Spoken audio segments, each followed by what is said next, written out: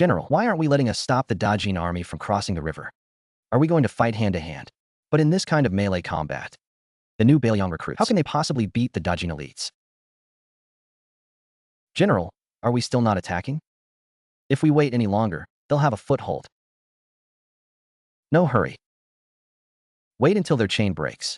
I really don't understand Li Muji's suicidal tactic, but I can only wait here. Another instant sticks time passed. The Dajin vanguard had all reached the high ground. Their main force was also there. But just then, the river suddenly exploded, a storm surge. It hit the Dajin rear to momentarily lose cohesion. Now.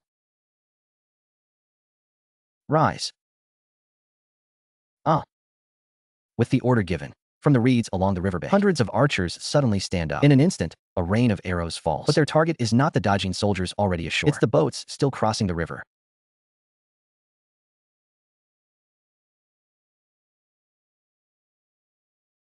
Kill those archers now. Ah, what's going on? Where did the ambush come from?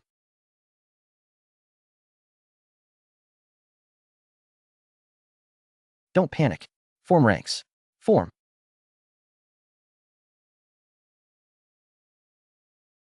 I.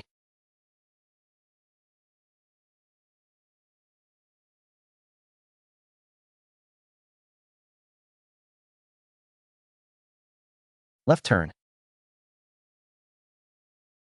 Halt. Ah.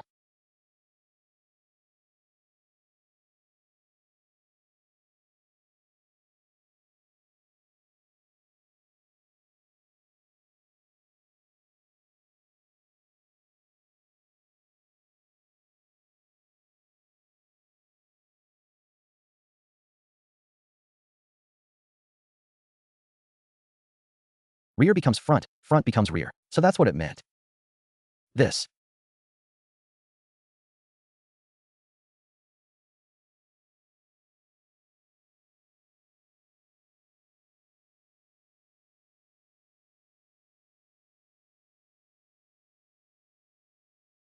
Is this still the Li Muji who only talked about the Emperor's orders being absolute? Is this still that brother? I had to protect with cannons and tricks. Do you understand now?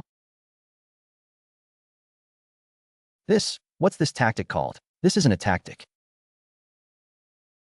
Then what is it? It's not a tactic. It's rhythm. I won't deny. Your cannons are certainly useful. But they're just tools. What if you didn't have those tools? True combat is about staying within the rules and defeating the opponent using their own strengths. Yuan Qingdu wanted a surprise attack. So I cut off his surprise. He wanted the high ground. So I let him take it. At his proudest moment, I bury him here. That's war. General, this time I truly submit. From now on in battle, wherever you point, I'll strike. No more nonsense. Less lip service. Clear the battlefield. This battle was just a greeting gift. Yuan Qingdu suffered a loss. Next time he comes, it'll be the real decisive battle. When that happens, I'll need your truth. And you'll need my rhythm. Only when we brothers join forces can we pin this great evil dragon to the bottom of the Blackwater River for good. Great Marshal. Great Marshal.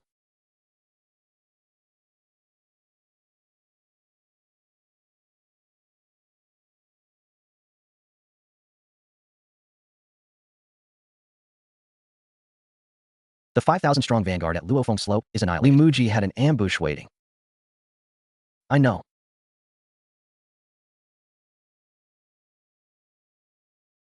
Great Marshal, should we go down? We suffered such a big loss. Why isn't the Great Marshal angry? Instead, it seems everything is going as expected. 5,000 men for a city's lifeline.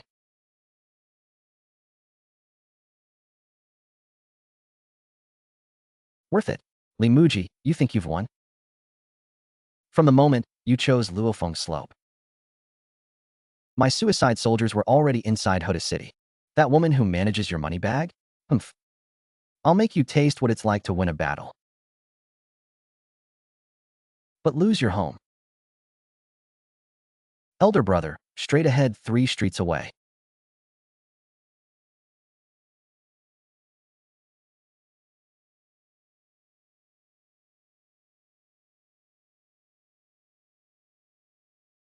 That brightly lit building is the main ledger office. Wait, follow the plan.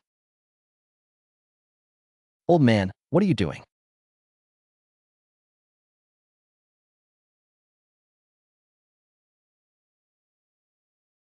These wontons are so good. Why aren't you eating?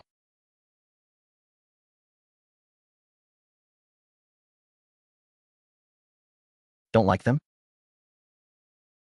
Or are you afraid the broth is poisoned? Ha ha ha, old man. We just got off work. We're too tired. Can't eat. We're leaving. We're leaving. Your calluses look strange. We laborers have calluses on our palms and finger roots. But your calluses. Why on thumb, web, and index finger? Looks more like you grip a blade. Good eyes, old bastard. But in your next life, remember to mind your own business. Ah, my eyes, you old scoundrel. Stop, thief.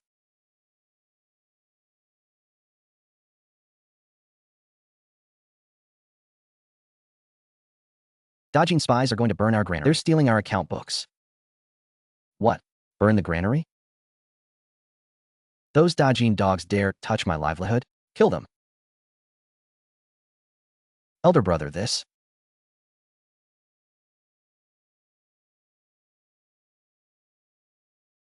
Fight our way out. Fellow villagers, this bastard is strong.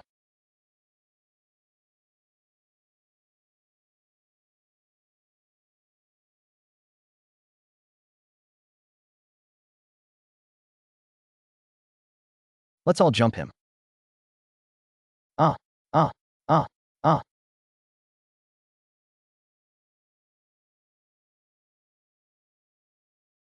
Ah.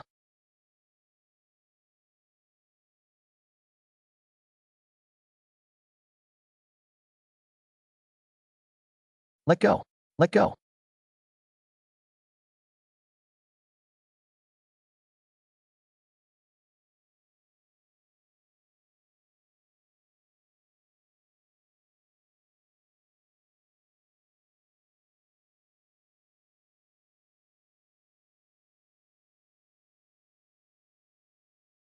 Frog.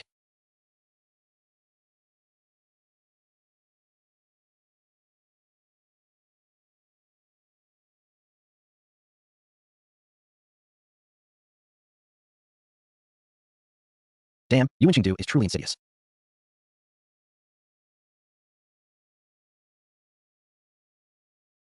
Using such low tricks. At least. Who did this? Who else? A commoner did it. Commoner? Does it hurt? No.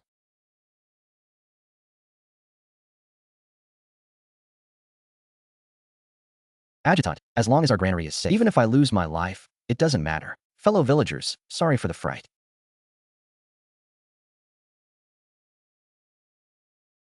Zhongbing thanks everyone here. Tonight, every man who fought gets 1 tael of silver. That butcher brother gets 10 taels. The general's mansion will cover all medical costs. Ah. You've won. But the 500,000 strong army will eventually trample this place flat. So what if they flatten it with 500,000 troops? Look at them. Ah, ah. Do you think even if Yuan Qingdu comes, can he kill every heart in this city? Men, cut them down. Don't kill them. I want everyone to know, in Bailiang, if you offend the government, you might still live. But if you offend the common people, that's asking to die. Report. The Great Marshal is back.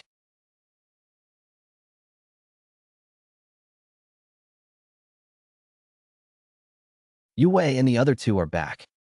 Did they succeed? No. Oh.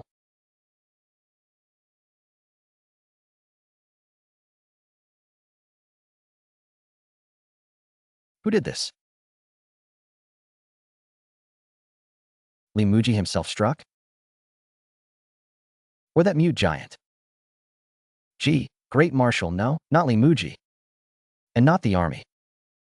Then who could have wounded you three like this? Must be incredibly skilled. It was the butcher.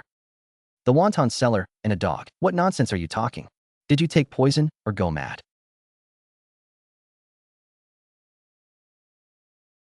A bunch of unarmed civilians.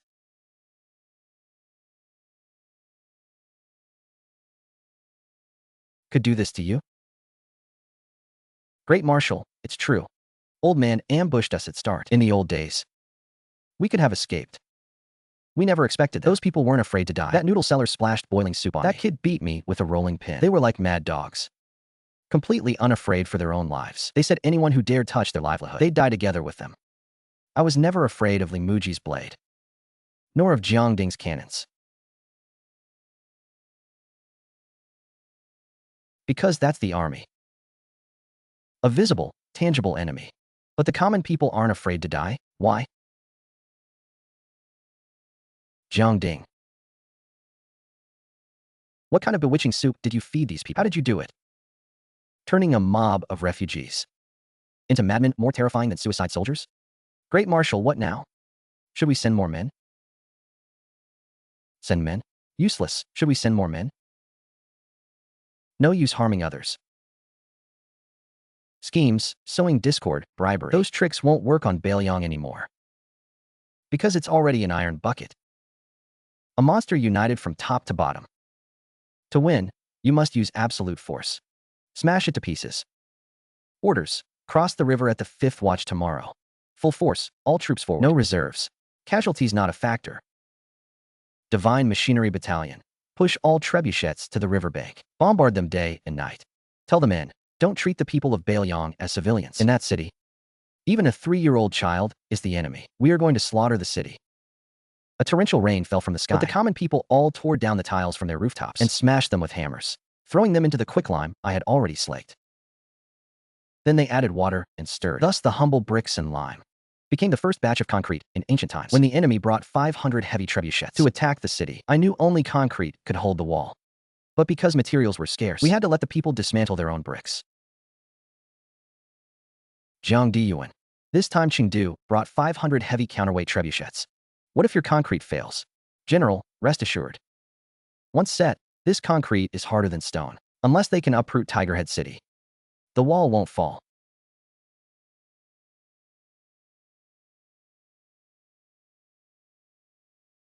Jiangding. It just rained heavily yesterday. Even if you bury gunpowder, it won't detonate. Let's see how you stop us now. I order the Divine Machinery Battalion to load 500 trebuchets. Target the eastern wall. Pound it until it collapses.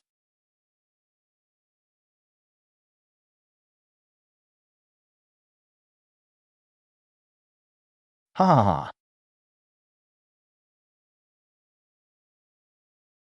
What Beiliang iron bucket? Before absolute force, it's all bean curd dregs. Order the infantry squares to press into the breach. That's our road into the city.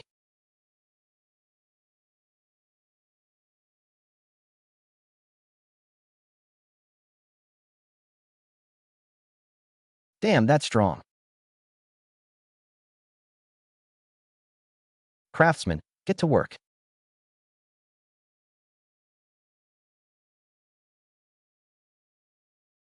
Planks, uprights, crushed stone to fill the gaps. Concrete sacks. Rebar, then concrete, then more sacks.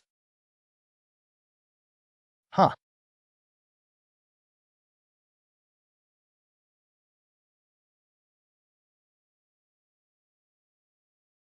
Wow, what the hell is that?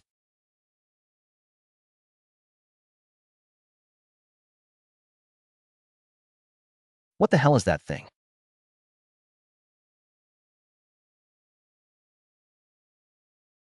Forget it. Charge through. Trample it flat. Kill.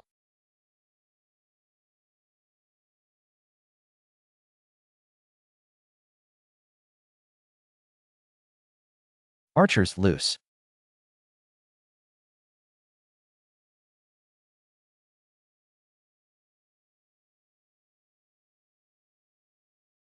What is that? How could the wall be repaired in a quarter hour? And it's tougher than before. Commander. Do we still attack? Humph. Attack my ass. Can't you see everyone's dead?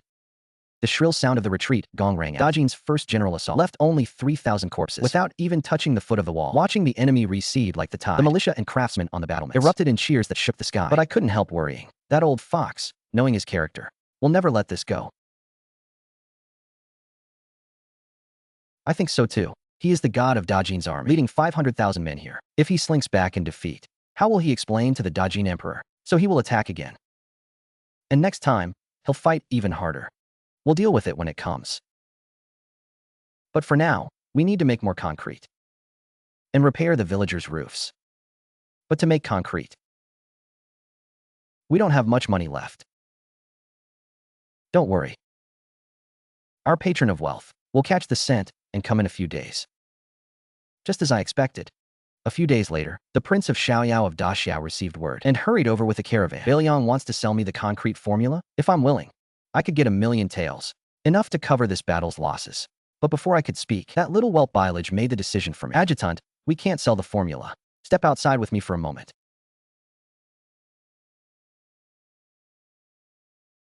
You've grown, haven't you? Little wolf cub, why can't we sell it? This is Beiliang's lifeline. If sold, what do we live on? Then how do you think we should do the business? Sell the formula once, money's gone. We should sell the finished product. How? We bag this magic powder. Sell it by the caddy to Great Shu. If they want to build roads or houses, they'll have to keep buying from us. That's called a steady, long-term stream. And we can send technical advisors. Teach them how to use it, but not how to make it. That way we not only sell the powder, but also collect service fees. Good lad. Learned fast. Even my smile you've copied. Your Highness, what he said is also what I mean. The formula is not for sale, but Beiliang brand concrete can supply an unlimited amount. One bag, 100 caddies, priced at 5 taels of silver. 5 taels. That's dirt. You think it's flour? It's far more useful than flour. Think about it. How much does Great Shu spend each year on flood repairs and dike building? If they use this, will the dike still collapse? Compared to those losses, 5 taels a bag is a steal.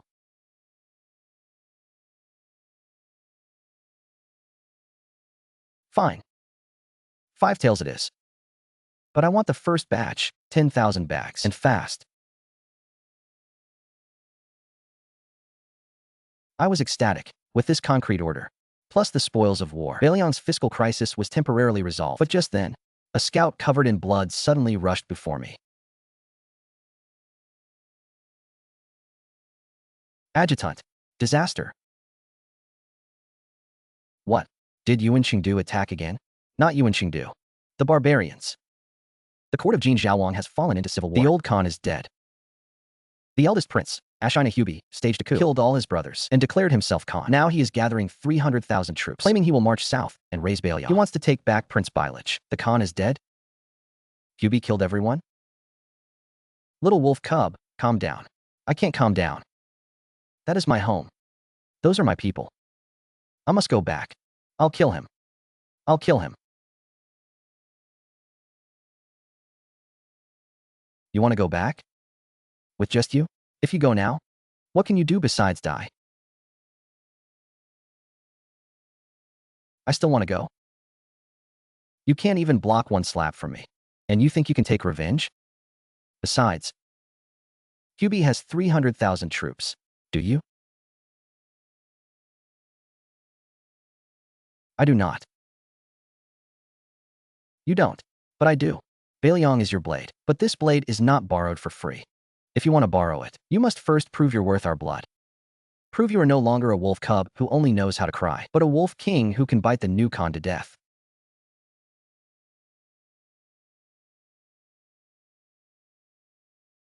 What's the matter? The brush too heavy? Can't lift it? I want to write. But I don't know what to write. I want a blade.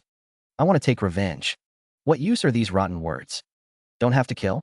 Rich? He has 300,000 iron cavalry. Can a few letters scold him to death?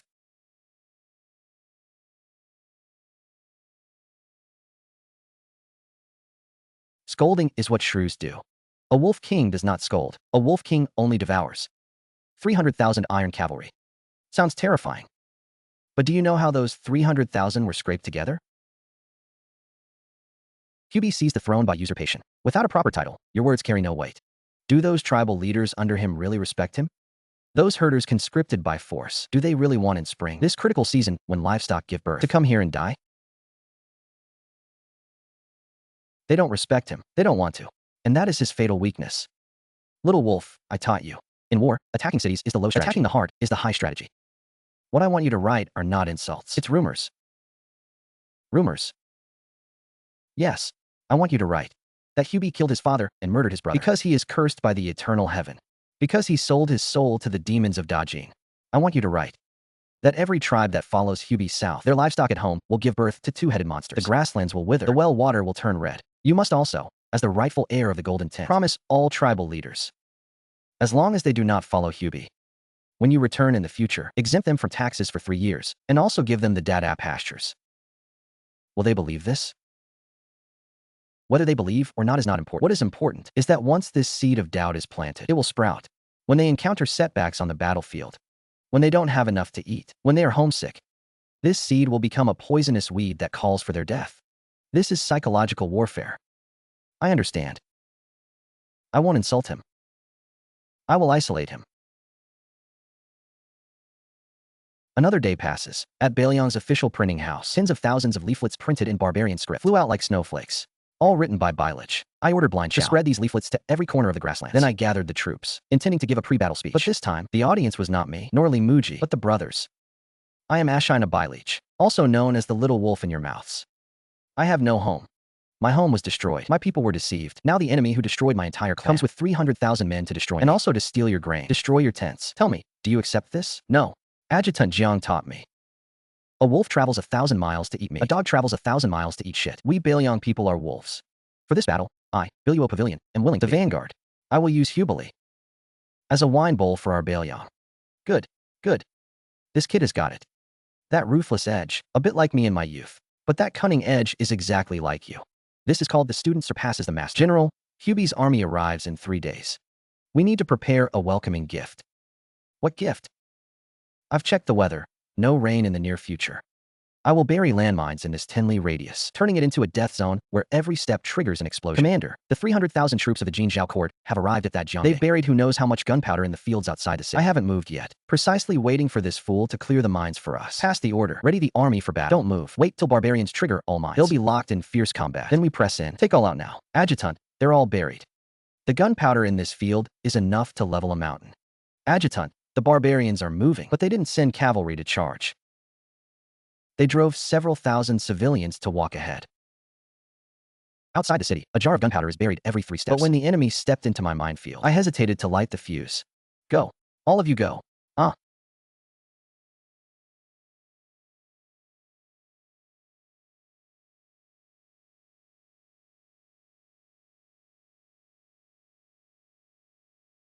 Most of these people were captured from Baelyong. If I detonate the explosives, it will cripple these cavalry. But Baelyong's popular support will collapse. But if I don't detonate, the barbarians will follow behind the civilians, safely pass through the minefield, and reach the city walls. Ha ha ha. Ruthless. This one is ruthless enough. But I like it. Jiangding. Jiangding. Aren't you known for loving the people like your own children? Haha. Aren't you the one who gives flour to refugees? Now I want to see whether you blow it up or not. You've lost this round for sure.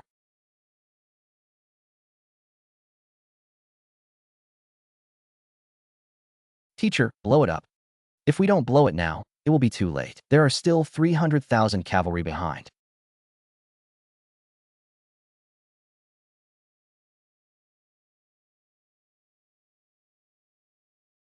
Cannot blow it. But if we don't, what do we do? I want to save the people. Blind Shao, bring a set of armor. And summon the Black Dragon camp and those 20,000 new recruits. We go out of the city, right? Yes, Adjutant. Scouts report. There is not only the barbarian army outside the gate. Dajin is also watching from there. If we two go out for a field battle, what if Yuan Qingdu attacks our rear? He wouldn't dare. We have buried 10,000 mines in this field. If I don't detonate them, would Yuan Qingdu dare to enter? We can only take the gamble.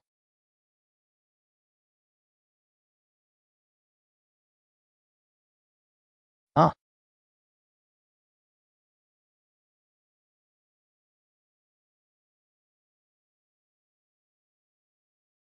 he, he didn't blow it. And he came out. Commander, they came out. This is an opportunity, should we? Wait, something's off. Very off. So few men, how dare he come out? Is this a trap? He wants to lure me in. Then blow me and the barbarians up together.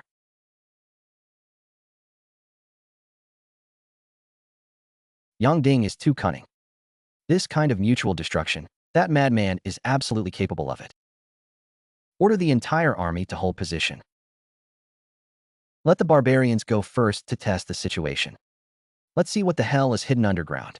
Ah.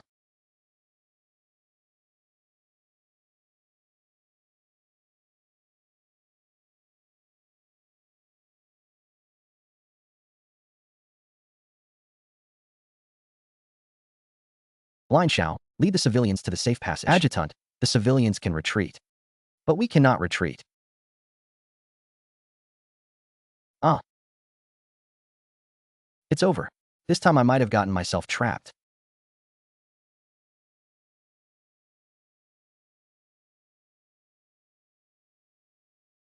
Haha. Ah. Li Muji finally comes out. He takes the lead on horseback. In his hand, that iconic broken wolf blade, leading 3,000 elites. He intercepts the six-wing barbarian cavalry. Ah.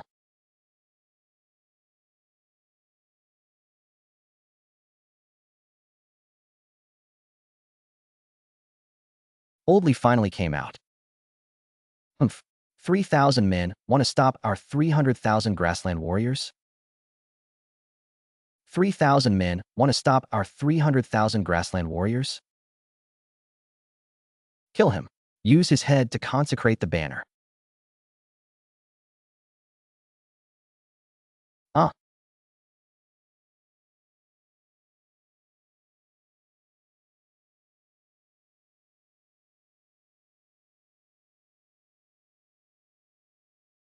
As the barbarian commander of 10,000 is beheaded, QB, hiding in the rear, finally panics. No time to care for my troops. Instead, he dispatches most of his cavalry to attack Li Muji's life. But this redeployment also allows Gong Shu on the city wall to spot him. The Stone Gate Truth Cannon is rolled out, simultaneously aimed at Hubie's position. Aim carefully for me.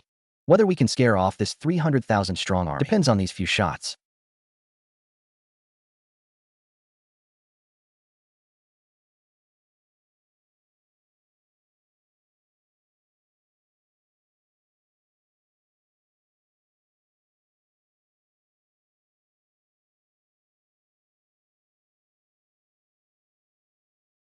Those who don't want him dead, get the hell away from me. Ah, this is Li Muji's true strength.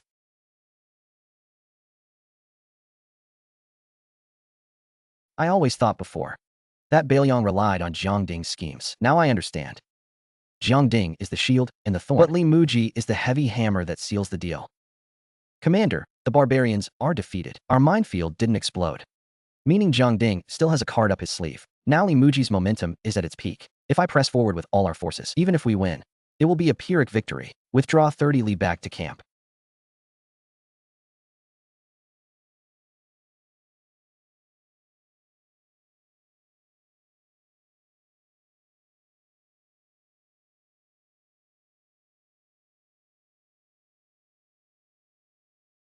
General, your wound. Call old Huang to take a look.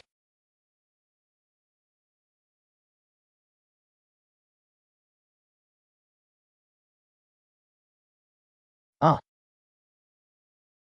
I'm fine. But do you know how dangerous that was?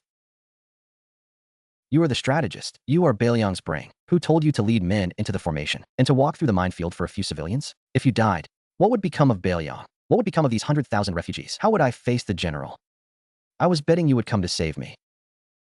Besides, if I hadn't charged, those thousands of civilians would truly have died. What about Bailiang's reputation? Next time, leave this suicidal work to me. I'm a warrior, thick-skinned and tough. I won't die. You are a scholar.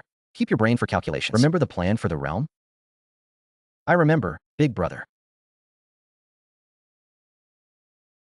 Beiliang triumphs. Beiliang triumphs. Long live the general. The shouts pierce the clouds. At this moment, Li Muji is no longer general of the north. He is the king of Beiliang, the nightmare of 300,000 barbarians, the god king whom even the god king of Dajin dares not look straight in the eye. Li Muji.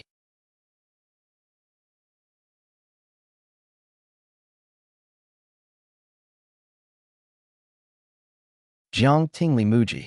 If you have the guts, kill me the Khan. You despicable man. Dare not face me in open combat. You only use sorcery, use traps, hubili. You are a heroic figure of your generation. Why can't your mind turn? You lost, you lost. There's no such thing as sorcery or not. Besides, I keep you locked here with good food and drink. How is that despicable? You, call that little bastard by leg to see me. I want to strangle him with my own hands. Want to see him? Little wolf cub, come in. Your brother misses you.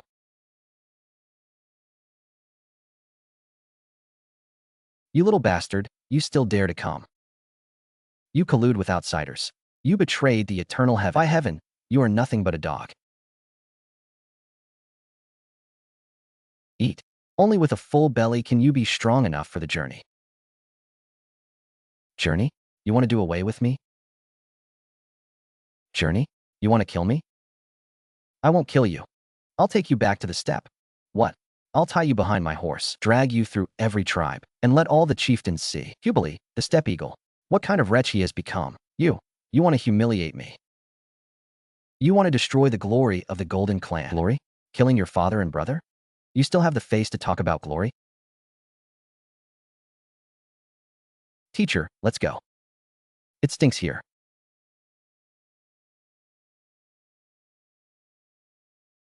Yeah.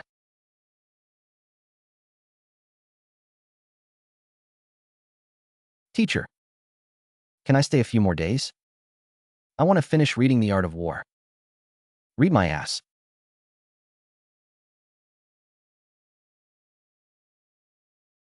The art of war is dead, but people are alive. This thing is more useful than the art of war. Huh. What's this? It's the Beiliang trade inventory. It records how much wool Beiliang needs every year. How much cowhide, how much ore. It also records how much salt we can supply you. How much tea, how many iron pots. After you go back, don't just think about killing to establish your authority. Follow this list. Set your people to work. To produce, little wolf cub. Remember, lands conquered by sword and spear will one day rebel. But hearts bound by shared interests can never be untied.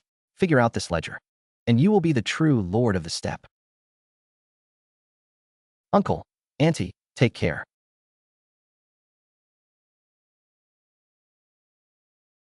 Uncle Blind, let's go. This child, once he leaves, will probably see a lot more blood. That is his fate, and the fate of the steppe. All right. None of that melancholy now. You're acting like it's a parting of life and death. I know that once Bailuaga leaves, he will surely unite all the barbarian tribes of the steppe and become their king. But I am not worried at all. As long as the barbarians realize that the profit from shearing sheep for me is far greater than the profit from war and comes faster, then they will never oppose Beiliang. That is why I cultivated Bailuaga, and now I plan to cultivate countless more Bailujas to govern Beiliang's future for me.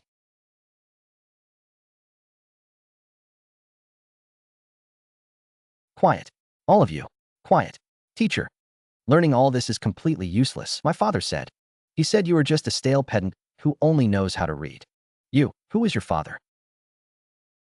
My father is a centurion of the Black Dragon camp. Maybe we should send them to the army camp instead. I think these lads have amazing bone structure. They're born to be soldiers. Isn't studying too hard for them? No, General. Beiliang can't be full of only killers. We need accountants, planners, healers, who can build cannons. These children are our seed for the future. If we can't control them today, tomorrow they'll tear down Tiger Head City.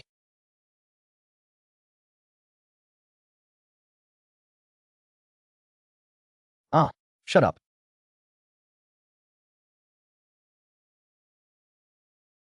From today onward, I am your headmaster. In my domain, there are only 3 rules. First, obey and you get meat. Second, disobey and you get no food. Third, if you break the first 2 rules, I'll send you to Old Huang to be his drug testing boy. I hear Old Huang recently developed a new laxative. Eat it and you'll shit for 3 days and 3 nights. Shit until your anus prolapses. Good. Today's first lesson won't be the 3-character classic, nor the 1,000-character classic. We'll learn mathematics. Mathematics. These are called Arabic numerals. Oh no. These are called Bailiang numerals. Once you learn these, you'll calculate faster than an abacus. I spoke on platform, spitting, when suddenly I heard a roar. An old man in tattered clothes, with a goatee, was shaking with rage. His beard quivered. I recognized him at once. His name was Kong Yiji, the only old scholar in Lioli. He read sages' books. He thought highly of himself. Lord Jiang, teaching is the foundation of the state. How can you mock it so? Don't teach sages' words, nor propriety, righteousness, honesty. Instead, you teach these strange, grotesque scribbles. This is leading the students astray. This is destroying Dakian's foundation. Oh, then tell me, what is the foundation? Of course, it is benevolence, righteousness, propriety, wisdom, and trust. It is ruler and minister, father and son. Can you eat it? What? I said, can your benevolence and righteousness be eaten as food? Can they stop Dajin's iron cavalry? Can they keep these children from freezing in winter? When the barbarians come, use Confucian sayings to curse. Teach them arithmetic. Teach them reason. Teach them chemistry. Then they can build cannons, make cement, create weapons to deter barbarians. That's applying knowledge to the world. This is heresy. This is an insult to scholarship. The sage said. The sage said, my ass. Master Kong, since you are unconvinced, let's have a contest. What kind? Arithmetic. Suppose a supply convoy has 50 large carts. Each cart carries 20 shur of grain. Shipped from Dying to Bailiang. Distance, 1,000 Every 10 li travel. Each cart consumes 1 shung of grain. How much grain remains upon arrival in Bailiang? 50 times 20 is 1,000 1,000 li. 1 consumption per 10 li. 950 dan left. Wrong, teacher. I calculated twice. It's definitely 950 dan. You calculated a dead number. There's also spoilage. Bad roads. Won't some grain leak? Rain might cause mold. And the escort soldiers need to eat. You came up with 950 shur. That's accounting for the gods. This is Bailiang's learning. This is Bailiang's learning. Seeking truth from facts. Calculating without error. Master Kong, if you truly want to teach, you are welcome. But don't teach me that hollow, pedantic 8-legged essay. Teach them to read. As for principles of conduct, we have our general for that. We have the martyrs of this city for that. These children won't go astray. Adjutant Jiang, you are truly talented. This old man has learned his lesson. From today onward, I'll be Bailiang's doorkeeper, a gatekeeper. I'll stand outside the door. When you lecture, I'll listen from outside the window. When class ends, I'll guard the door for you. No disturbances, no trouble. What do you think? Actually, I had no desire to argue with old Kong. The reason I debated him was to use this incident to draw out a capital scholar, the literary leader of the time, Zhang Zai, just as I expected. As my Bailiang numbers spread, more and more people sent their children to study at Bailiang Elementary. Now Zhang Zai could no longer sit still. Zhang Ding, someone's looking for you. They're from the capital, and it's the great scholar Wei. His name is Zhang Zai. He says he came for your heretical theories. He wants to debate scripture with you. Debate scripture? With me? I think it's a bad idea too. Maybe we just don't see him. I have to go. Brother, if Bailiang wants to establish a state, swords and money alone won't do. We also need the way. And he is the one who can silence the empire's literati and make the common people utterly devoted, the Dao Xiangding. Is this teaching? This is incitement to kill. These are children. Blank slates. You don't teach them the sage's precepts. You don't teach them benevolence, righteousness, propriety, but instead teach them to calculate human lives, to treat killing as a business. Are you trying to turn Bailiang into a slaughterhouse? Master Zhang, you finally arrived. Humph. If I hadn't come, these children would all be ruined. You are a great scholar, a sage.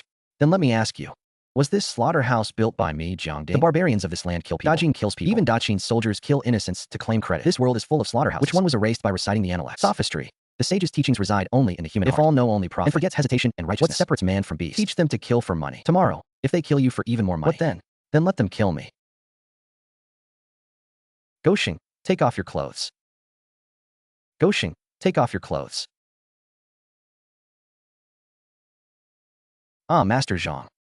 Take a good look. This scar is from 3 months ago. This child was bitten by a wild dog on the refugee road. He crawled in the snow, among corpse piles, fighting a dog for a rotten bun. Where was your benevolent love then? Could your compassionate heart fill his stomach? I teach him to kill, so that next time, he won't be bitten, so that he can protect the bun in his hand. In Bailiang, staying alive is the greatest principle. Without life, your benevolence, righteousness, propriety, wisdom, and faith are all shit. But, Adjutant Jiang, a man lives for a breath of pride. If it's only for survival. If children only know killing and scheming. If we raise wolves that respect neither father nor ruler, only profit. Can this empire still be saved? Saved?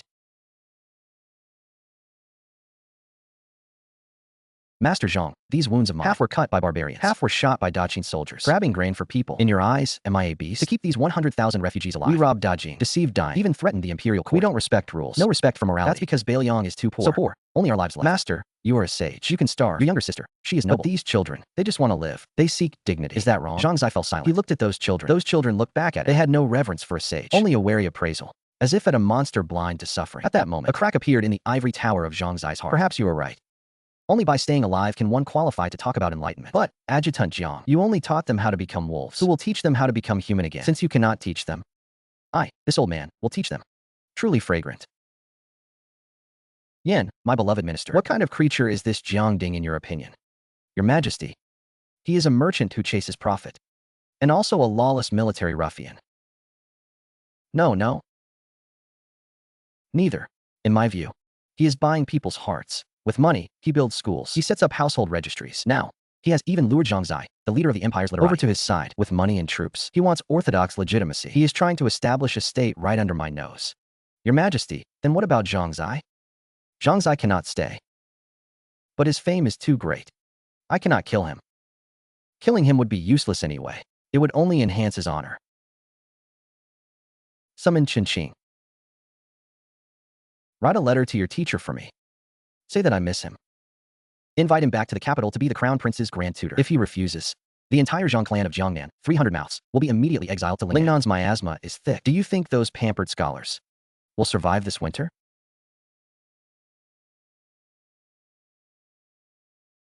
Adjutant, General, something terrible has happened. The emperor has decreed a blockade of Beiliang. All trade routes are cut off. And also, the court has summoned Master Zhang back to be the crown prince's grand tutor. The decree was personally drafted by Lord Qingqing. It says that if Master Zhang refuses, he will be declared a rebel. Not only will his scholarly title be stripped, his Jiangnan clan raided, and the Zhang family exiled to Lingnan. Master. Such a cruel heart. Zhao Zhen, you are the sovereign of a nation. To force me, an old man, to return, you would threaten the lives of my entire clan of 300. Are you trying to force me to death?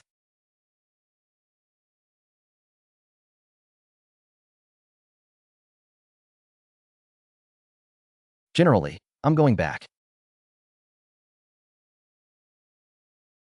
Hold on. Mr. Zhang, you've read books your whole life, and all you learned was to accept fate. That's 300 lives from my clan. What do you expect me to do? What to do? Guards. Call the ground rat over. Ah. Adjutant, you called for me? Rat. How much have we earned from heaven and earth? 300,000 taels.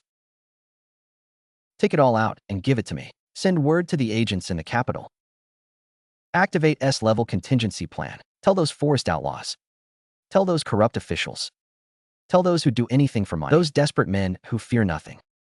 If 300,000 isn't enough, then make it 500,000, a million. Wow, you're buying the Zhang clan's 300 lives. What? You. What are you going to do? Hijack the prison cart. Humph. The emperor broke the rules. Then so will we. Mr. Zhang, you just sit here. Teach your books well. Nurture your students. As for your family's lives, Beiliang will take on this debt. I, Jiang Ding, take it on. Is it worth it? For an old wreck like me? To drain your entire fortune and take on the crime of rebellion? Worth it. Money lost can be earned again. But if we let you go, the backbone of every scholar under heaven would be broken. But, Master. No buts. You taught us to be true men. This is Beiliang's way. Our own people. Even if the sky were turned upside down, we must protect them. One reeks of money, yet towers in righteousness. One kills without hesitation, yet honors teacher and tradition. All the sage books I've read in my life seem to make sense at this moment. Good. Since you dare to risk your lives, why should I, an old man, cling to mine? I won't return to the capital. To ordain conscience for heaven and earth, to secure livelihood for the people, to revive lost teachings of past sages, to establish peace for all generations. Today's lesson. Let us talk about what it means to have backbone. As long as these 4 lines remain, Beiliang will never collapse.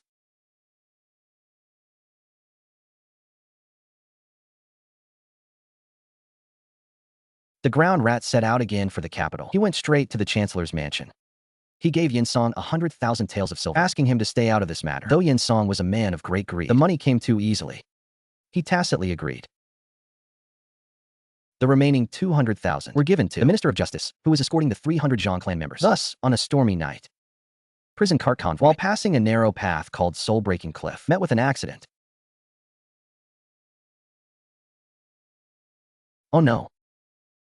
A landslide. Oh, it's over. All gone. They all fell. Disaster. A landslide. Oh no, it's over. All gone. They all fell. What do we do now? 300 people. Not a single bone left. Monkey, this rain is too heavy. We can't get down there either. Just report it as loss. Say they encountered a mudslide. The entire team wiped out. We few were lucky. Barely escaped. Damn it. 302,000. Thank you, benefactor, for saving our lives. No, no, no. Old madam, you flatter me. I'm just a messenger. If you wish to thank anyone, go to Baelyong and thank our adjutant. Adjutant, no words of thanks are needed from Mr. Zhang. First settle your clan. Then come to my study. All talents. 12 provincial graduates, 3 metropolitan graduates, and dozens of county-level scholars. The rest have no official titles, but can all write and calculate. This setup, in any prefecture of Dakian, would be top tier. But Mr. Zhang, your disciples are still just showpieces. Writing essays? Fine, but if they have to do real work, they'll suffer. How do you plan to use them? I want them to be officials. Though Baelyong now has 100,000 refugees, management is chaos. Sister Zhao Lu alone can't handle it. I need people to manage household registration, handle taxation, settle disputes. Send them to the mines to keep accounts, to the fields to spread legal knowledge, to judge whose chicken ate whose rice. Sending them to do such trivial tasks? That's an insult to scholarship. Mr. Zhang, didn't you say secure livelihood for the people? If you don't bend down to look at the mud in the fields, how will you know where the people's lives are? Besides,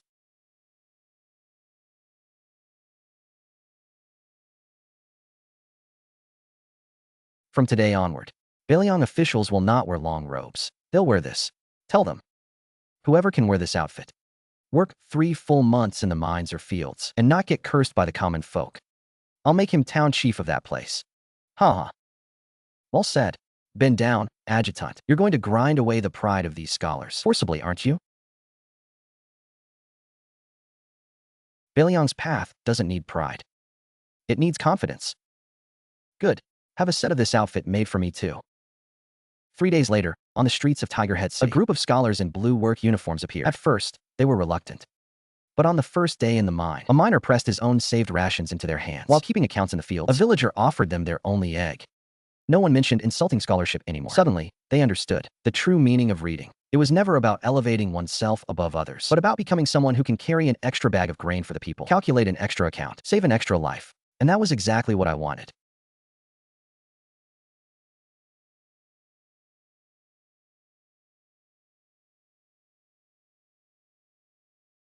The war is over. Lessons are taught. People are saved. Logistics are managed. But that kid Bilage isn't here. It's really boring. I wonder if he's reached the grasslands by now. Spring on the grasslands. The wind cuts like a knife. The Black Mountain tribe was the largest outside the Khan's court. It had 5,000 idle warriors, but now the camp was dead silent. The cattle and sheep were skin and bones. The herders' eyes were sunken. That was hunger. Kublai had taken the able-bodied men, taken the grain, and in the end, lost everything. Now only the old, weak, sick, and disabled remained, waiting to die slowly in the spring cold.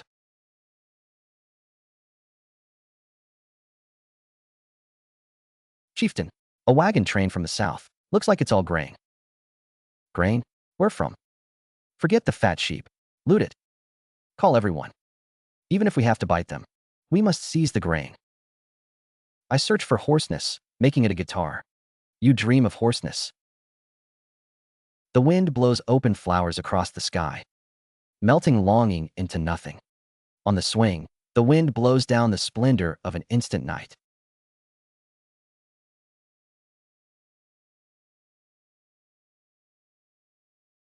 That's the Great Khan. Why bother? Great Khan?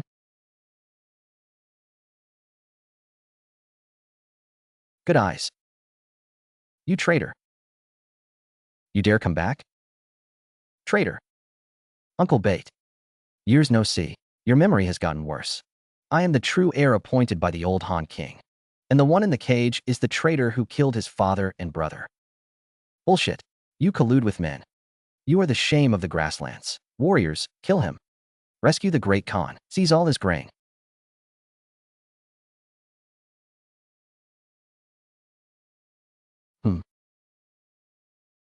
looking for death.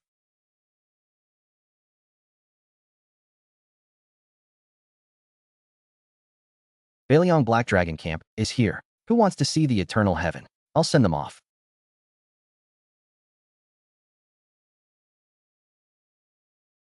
What do you want? Are you here to slaughter us all?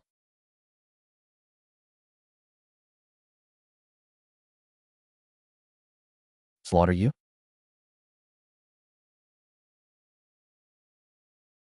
Slaughter you? Who raised me? Uncle Batter. I ask you, do you want to live? What? I ask you. Do you want your clan to eat their fill? Do you want your children not to freeze to death this winter? If you want, then kneel. Swear allegiance to me, the true Han King. Humph. I won't kneel. I won't kneel.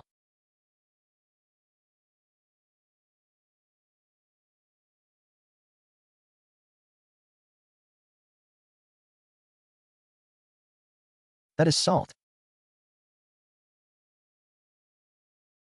Tea is tea.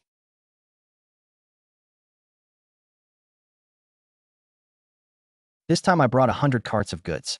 As long as you obey, all this is yours. If you don't obey, then I'll burn it all. Then have the Black Dragon Camp slaughter you all. Then go to the next tribe to do business. Don't burn, don't burn. Your Highness, we submit. We submit. Black Mountain Tribe Batter.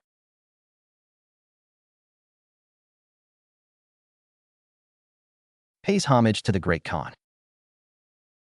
Uncle Batter.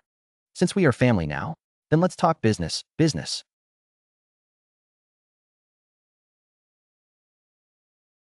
What is this? This is your rice bowl. From today on, you don't have to raid the south anymore. And no need to hunt. Drive all your sheep here. Use these shears to cut off all the wool. What for? That stuff is smelly and hard. Only fit to throw away. Listen carefully. I'll speak plainly. 10 gene of wool for 1 gene of refined salt. 20 gene of wool for 1 gene of brick tea. 100 gene of wool for 1 sack of white flour. I'll take as much as you have. No holding back. Really? Can't you trust the word of Baliong Adjutant Jiang? The goods are right here. Whatever you shear, I'll exchange. What are you all standing around for? Hurry, drive the sheep. Drive all the sheep from the entire tribe here, even the newborn lambs. If they have wool, shear them all, damn it. The wind blows across the grassland. The snip-snap of shearing wool becomes the newest melody on this land. And that little wolf cub that once only followed at my heels, finally, on his own territory, bared his own fangs. Even if those fangs are for shearing wool. In the following months, thanks to the barbarians' wool supply, Baliong underwent an earth-shaking change. Because the goods produced were novel, and their quality was surprisingly good, they sold out the moment they were released. Even the officials of Dakian were secretly buying Baliong's goods. I also made a lot of money that way. But this was not enough to overthrow Dakian. Besides economic crushing, we also need cultural subjugation. Nothing to do with the sun in July or the wind in August.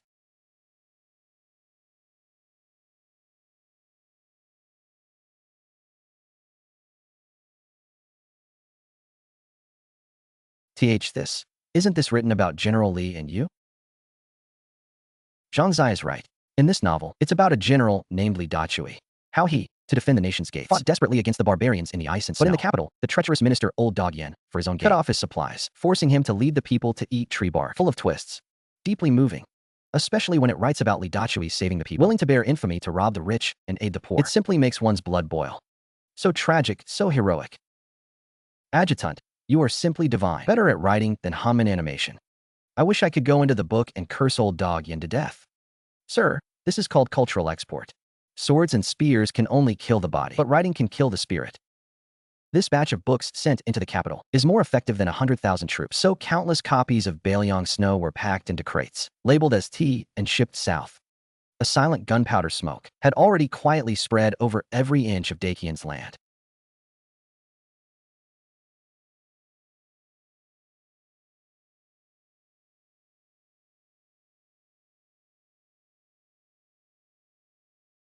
How could Beiliang not fall? Li Deshu is so tragic. That old dog, Yin, is truly despicable. He actually withheld provisions from the front lines, causing General Li to only eat preserved eggs. If I ever become emperor, I will certainly flay old dog Yin alive. Send General Li 10,000 tons, no, 100,000 tons of grain. Ah.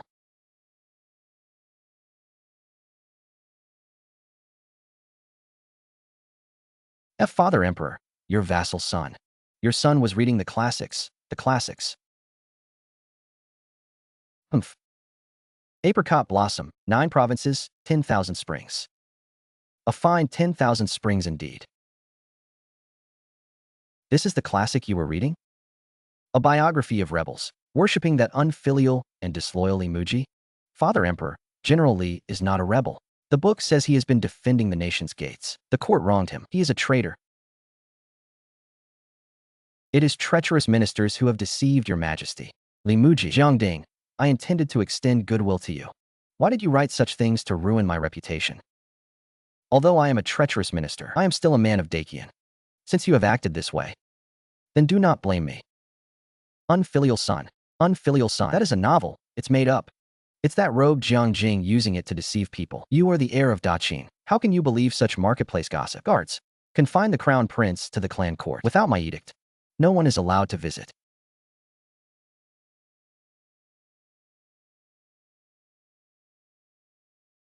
Oh. Minister Yin, do you think I am truly old? Your Majesty is in the prime of your life. Stop speaking such nonsense. Look at these things. Look. My imperial concubines are bathing with Beiliang's soap. My court ministers are wearing Beiliang's snowdown cloaks. My son is reading Beiliang's rebellious books in his bed. What the dog do? Even I myself find it comfortable to hold this thing. Jiangding. Ah, Jiangding. This move of yours is more ruthless than Li Muji's 100,000 troops. You want to pull out my sinews, strip off my skin, and also make my people and my son think that you are right. Your Majesty, we can ban these books, but these goods we cannot ban. Why? Because they are too good.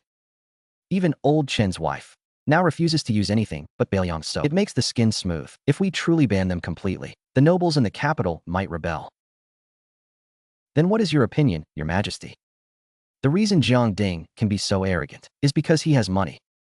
Where does his money come from? It is earned from our Dajin and Daqin. But he has a fatal weakness. What? He has no head. Beiliang produces iron and coal, but does not produce copper. No matter how much silver he earns to circulate within Beiliang, to pay the soldiers, he still relies on our Dacian copper coins. If we issue an edict to revoke the circulation of Dacian copper coins in the Beiliang region and strictly prohibit any copper from flowing into Beiliang, we could even mint a batch of bad coins, flood Beiliang with counterfeit lead money, make their prices skyrocket, turn the money in their commoners' hands into scrap iron and worthless copper. Then we won't have to fight at all. Beiliang will tear itself apart. Good. Do it.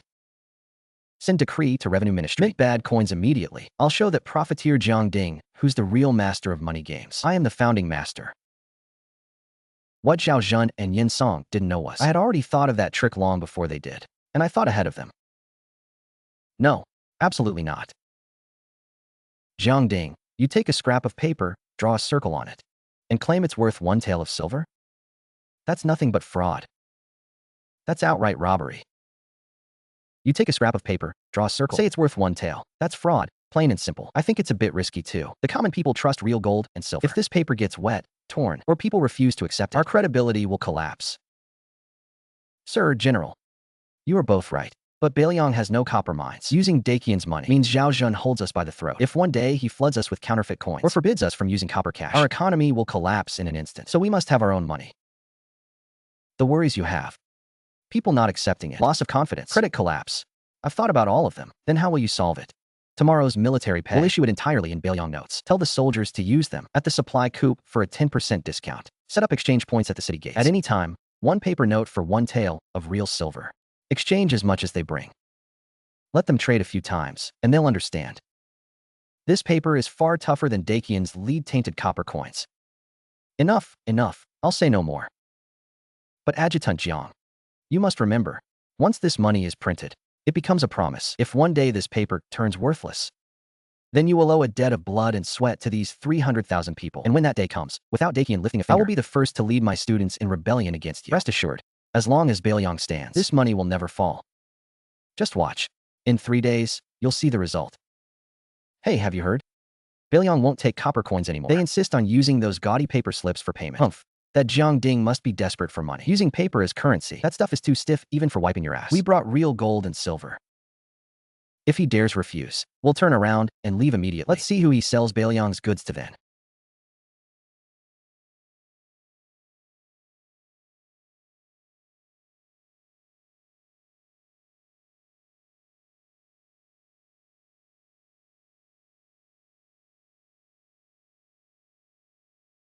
Master Uncle. Black Dragon Camp, Billuo Pavilion. Reporting for duty. Good, you've grown. Taller, and you look like a true wolf king now. Did you bring the goods? 2 million jean of wool, 100,000 cow hides, and 5,000 war horses. This is the stockpile of 18 steppe tribes. Saved up all winter. I'm from the Jiangnan Audit Trade House. I'll take this entire batch of wool. I'll pay in gold, right now. Master, how do we settle this shipment? Follow the rules. On Baelyong territory, only Baelyong notes are accepted. Adjutant Jiang, those paper slips of yours. Will the little prince accept them? Who told you I wouldn't? Master, let's tally the bill. Everyone looked at Bailich. Sure, this kid lost his mind, because in their eyes, that toilet paper-like stuff had no value at all. But never expect that next, after getting the money, Bailich, with 2 million in hand, charged straight into the Baelyong General Supply Cooperative. This, and this. I want all of them. That wardrobe with the mirror, give me 500. Those thermos flasks, the ones printed with peonies, 10,000 of them. The stack of notes, barely warm in his hands, flowed right back into Baelyong's treasury like water. And what left in exchange were the massive amounts of industrial goods produced in Baelyong's workshops. In one out, one in. The wool stayed. The industrial goods were sold. The paper notes made a full circle and returned. A perfect closed economic loop. All the merchants watched this and suddenly understood. Dakian's money here was just scrap metal. To do business with Baelyong, take your gold and silver and exchange them for those colorful papers. Exchange for me. Exchange. I have 10,000 taels of gold. Change it all into Baelyong notes. I want to buy wool. I want to buy glass. Me too. I have 100,000 taels in silver drafts.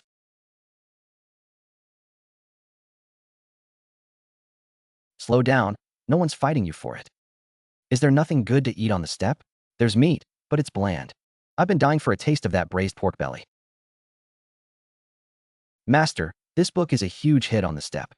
Before, the tribes only worshipped Hubi. Now they all worship Li Dachui. Even when the kids fight, they shout, for Baelyong. This time I brought back a few sons of the tribal chieftains. They insist on coming to study at Henku Academy. They say they want to learn how to make repeating crossbows, how to keep accounts. Oh, that's excellent. Let them all come. We'll accept everyone. Thank you, Master. But there's one more thing. Lately, the steppe hasn't been peaceful. How so? A bunch of red-haired, green-eyed people showed up from the west. They also have firearms. And they seem to be searching for something. Red hair? Green eyes? The wheel of history. Did it spin faster because of my arrival? Where are they? Upstream of the Blackwater River. They've hooked up with the remnants of Hubi's forces. I bought so many arms this time, precisely to hit them. Those red-haired devils want to steal our wool business. Good lad, showing some backbone. Then for your teacher, go cut off their claws. If you can't beat them, come back with reinforcements. Your uncle's Black Dragon Camp is ready for a trip west anytime. This has the seal of the Ministry of Revenue. It's government money. You dare refuse it? Prefect. Don't try to fool me. The ministry printed 8 million taels in half a month. Now in the capital, even buying a flatbread costs 2,000 cash. You want worthless paper from my granary? Grain? Are you dreaming? This is treason. Men, arrest this profiteer. Seize the granary. Forced levy. Hold on, prefect. If you try to take it by force, I've already buried fire oil in this granary. I'll burn it all down if I have to. But if you're willing to make a deal, these 10,000 Baelyong notes are yours. Now that Dakian's official drafts have become worthless paper, and gold and silver are strictly controlled, only the Baelyong note. And so, because Dakian overissued bad coins and official drafts, domestic prices soared, and the money in the people's hands turned instantly into scrap. On Dakian's own soil, Dakian's currency died first. Baelyong's currency became the true law of the land. But it also meant that those commoners without Baelyong notes could not buy grain. They wanted to go north to Baelyong, but all the passes were sealed by Dakian. Tens of thousands of refugees were trapped at the barrier. Starvation was everywhere. Open the gate. Let us through. We need to reach Baelyong to find a way to live. Lord, have mercy. Give us something to eat. All of you back off. Anyone who approaches the wall within 30 paces dies without mercy. Sir, there's a child over there who fainted from hunger.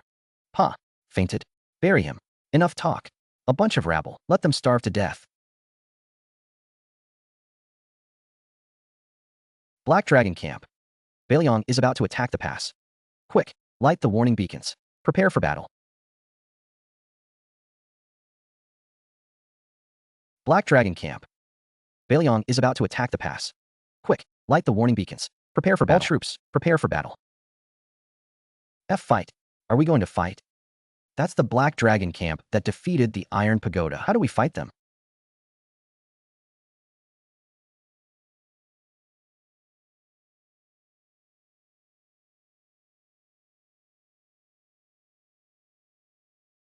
Up there. Brothers, listen up. I am Jiang Ding of Baliong. I didn't come here to fight today. I came to do a good deed. I heard that G province was hit by disaster. The people can't get food. My heart is soft. I can't bear this. Here are 10,000 dan of grain. There's white flour and meat. Buddha bless us. There's food. There's food. Jiang Ding, what are you trying to do? This is Dacian territory.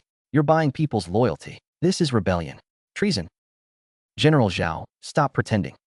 I know your men are hungry too. I'm giving you 2 choices. First, open the city gates. Let me in to distribute relief. Half of this grain goes to the people. The other half goes to your garrison. Second, I blast these gates open and hand out the grain myself. As for whether you live or die, that's up to luck. I'll count to 3. 3, 2, 1. General, forgive us.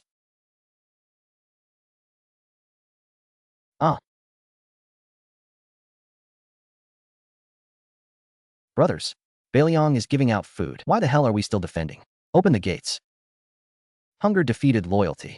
The heavy gate that had blocked the refugees for half a month was pushed open by Dacian's own soldiers.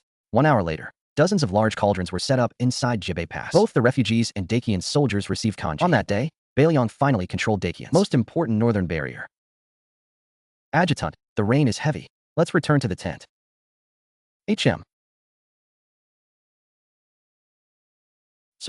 Sir, have mercy. I haven't eaten in 3 days. The kanji at the station is all gone. Please, sir, give me something. Wait. 3 days without food.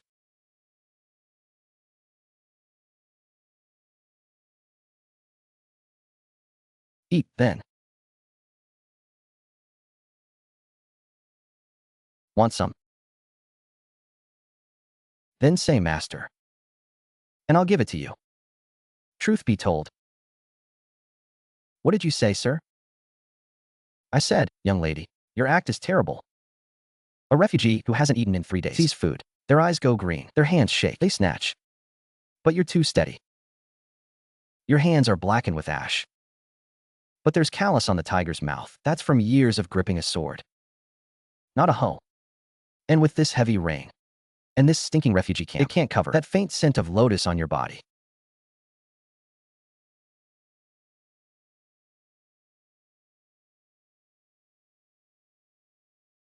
Oh.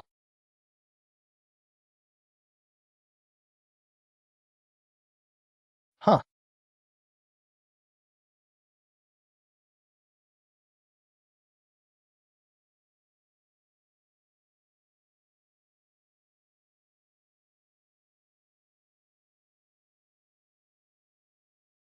Baby.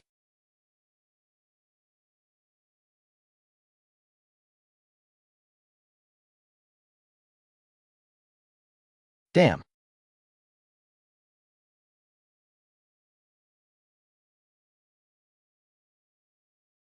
Fire and lime powder. You despicable bastard. I'm a rogue, not a chivalrous hero. What martial arts code are you talking about? If I'm not mistaken, you're Dacian's 3rd-ranked assassin. Red Spider, right? Old dog Yin Song really thinks highly of me. Jiang Ding, you win. But Grand Secretary Yin won't let you off. I'm 3rd. There are 1st and 2nd.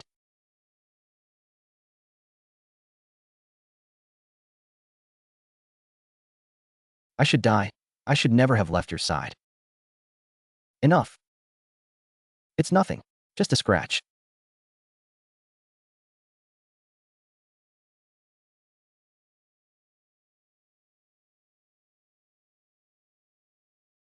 This Yin Song really is desperate. Lost G province. The people's hearts are scattered, so he starts playing this dirty decapitation game. Adjutant, how about I take some men and charge into the capital too? Yin Song, that old dog? Not urgent. Kill him and Dakian falls into chaos. We still need Dakian's shell to shield us from the eyes of other nations. Then hang this corpse out. Hang it under our banner of acting on heaven's behalf. Let Dakian's spies see clearly. This is what happens when you come to Baelyang as a guest. Also, tell Yin Song not to test my limits again. If there's a next time, I won't just be occupying a single pass. Useless. All useless. Grand Secretary, calm your anger. This Jiang Ding is extremely treacherous. He carries lime powder on him and hides fire in his sleeves. That kind of man is hard to kill. In all my years, I've lived this long. First time I've met someone like him. There's one thing I don't understand. This Jiang Ding has money, grain, and troops. Even a great Confucian scholar like Zhang Zai follows him steadfastly. He's fortified Baelyang like an iron bucket. Why do we have to oppose him? Send someone to show goodwill. Let both sides coexist peacefully. Better to join forces? Suwin, you followed me for so many years. Can't you understand even this much? I am not a rebel. No matter how rotten Dakian is, it is still my root. My rank and honor were given by Dakian. My power and influence were given by Dakian. If this old bone of mine goes to Baelyang, what can Jiang Ding give me? The title of a surrendered former official? Or the leftover scraps from Li Muji's bowl? Send the order. Withdraw all the assassins sent to Baelyang. We've already startled the snake. Sending more is just sending them to their deaths. On the contrary, it only boosts his prestige. We must wait. Wait for what? Wait for the season. Winter is coming soon. This year's winter will be colder than ever. Baelyang may have grain and money, but they have millions of refugees. I don't believe that Jiang Ding can clothe all those millions in cotton-padded jackets. Let them all survive this bitter winter. As long as some freeze to death and a riot breaks out, without us lifting a finger, Baelyang will collapse on its own. Jiang Ding, I'll see you at the winter solstice.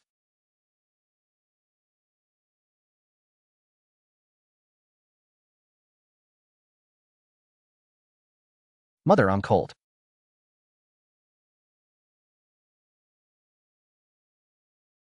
Where's Jiang Ding? Didn't he say he had a plan? Why has he disappeared now? Adjutant. Adjutant. He's at the coal washing plant. Says he's rolling black balls. Black balls. He has time to roll balls at a time like this? Let's go, old man. Let's have a look.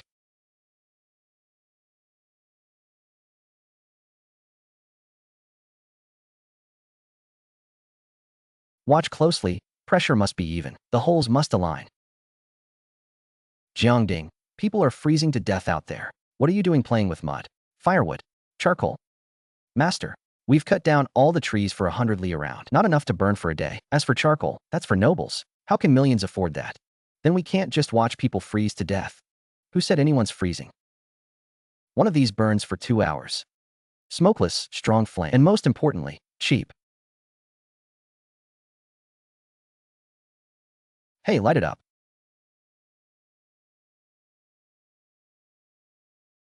Such a great thing. Then I'll trouble you, master. Take these 100,000 stoves and 5 million honeycomb briquettes to the refugee camp. Teach them how to use it personally. Mother, it's so warm.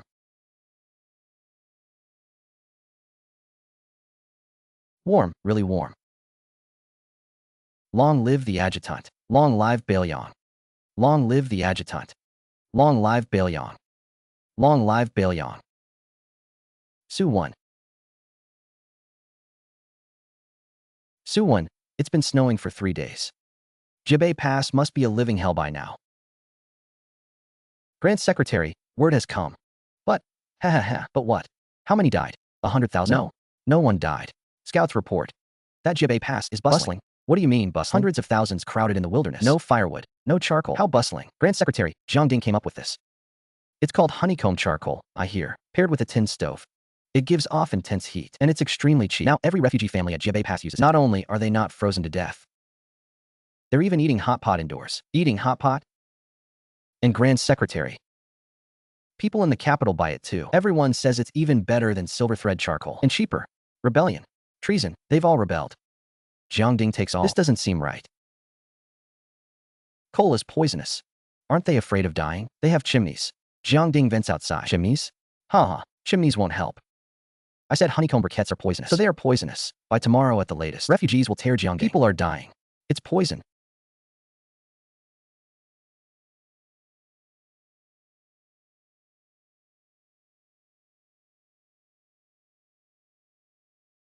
The adjutant is trying to poison us. My child is sick too.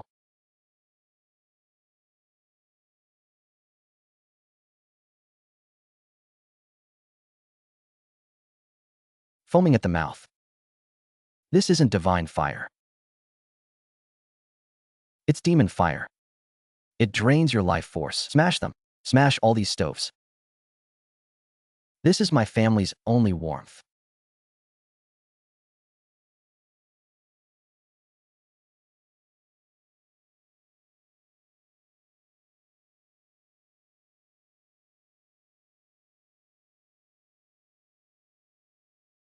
If you smash it, how will we survive? Adjutant, get up quickly. Those refugees have gone mad. They're storming the commander's tent. They say the coal you gave is poisonous. They want to sacrifice you. Kill Jiangping to avenge the dead. General, give the order.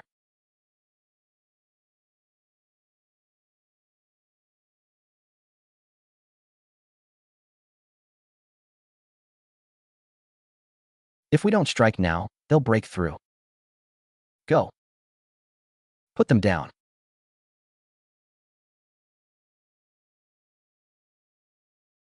Everyone quiet.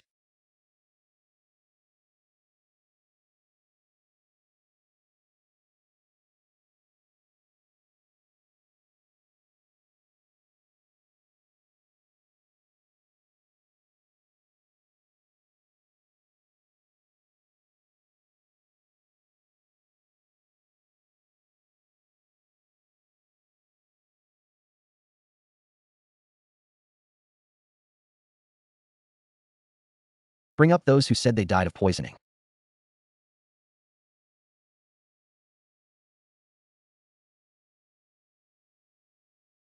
Their faces are red like this. Classic fire poisoning.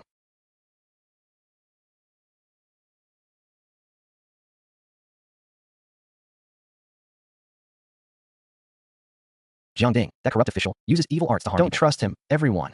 Kill him. Then we take the grain and go back to Dakian. Line Xiao go. Take apart the chimney from that dead man's house.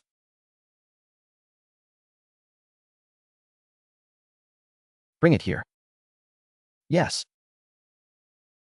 Open your dog eyes wide and look clearly.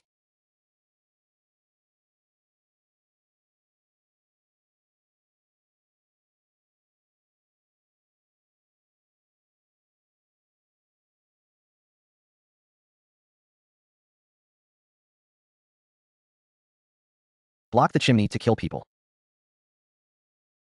Inside a riot in camp.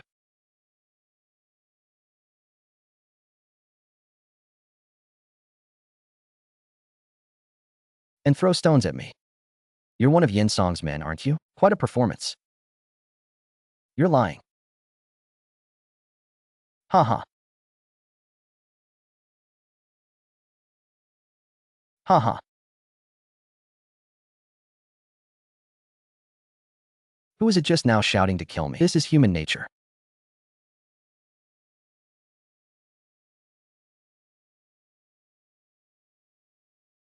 I gave you grain.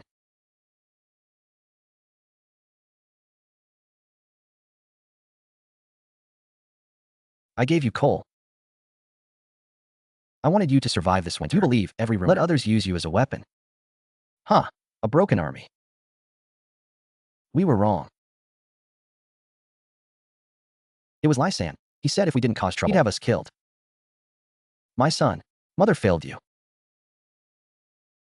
Adjutant, spare us. Our hearts were blinded by greed. We are not human. We are beasts. General. Let us kill. Kill who? Everyone who led the charge on the commander's tent, who threw stones and wounded our brothers. And this Lysan and his gang. Right here. In front of hundreds of thousands, execute them. But the law cannot punish the masses. Master. This is the establishing fate you taught me.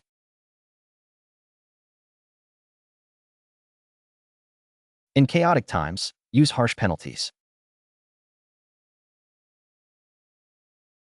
If we don't kill today, tomorrow we'll be devoured alive. I am saving people, not raising wolves that can never be tamed. You're right. Remember this. I, Jiangding, can give you food.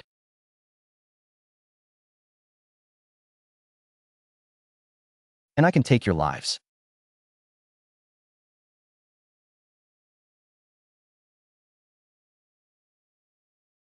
Those who want to live, obey and work honestly.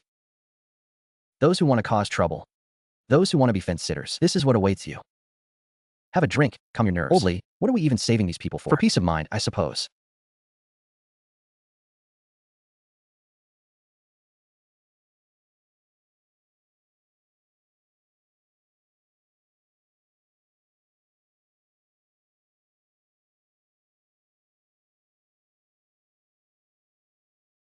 People are always ignorant.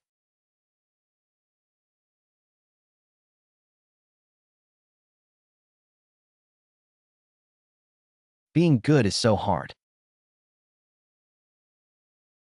You have to get your hands bloody before you can actually do good.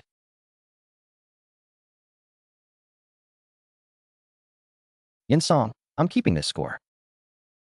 You like playing dirty, don't you? Like stirring up people's hearts? Then I'll show you what a real mass movement looks like.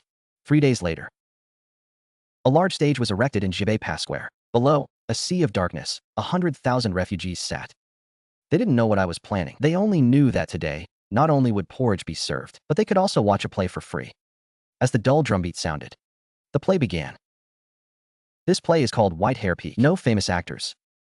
The performers were chosen from the refugees. On the hastily built platform, White Hair Peak's tragedy. The actor playing the bully, a military thug, kicked over Aunt Zhao's medicine pot. The black herbal dregs spilled all over the ground. No rent. Throw out this hat. This is the law of Great Qin. To hell with your law. Kill him. Kill him. Master, I have to say, your talent for writing scripts is remarkable.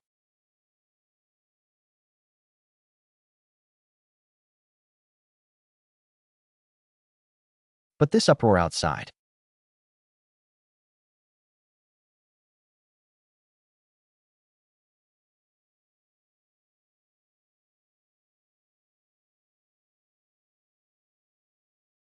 You're playing with fire.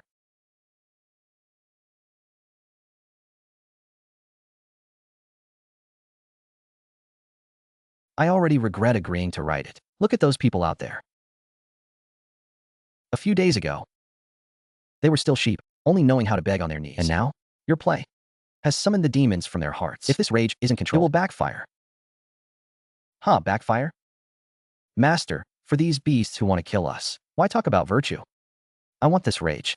I want this fire. But. No buts. General, have the 100 seeds been selected? Selected. All of them have lost family and hate the government with gnashing teeth. General, those 100 seeds, have you picked them yet? They're chosen. All of them have lost someone at home. They hate the officials so much their teeth itch. Just now, while watching the play, a few almost rushed the stage, tried to bite that actor playing the bully to death so they could drag him in here. I have something to discuss with them. Adjutant, you must stand up for us. I want revenge. Fight back to Jizhou and kill those corrupt dogs. You want revenge, but how? With your teeth? Or with that straw sandal you just threw onto the stage? Then I'd rather die. At least I'd cover him in my blood. Get up, come on.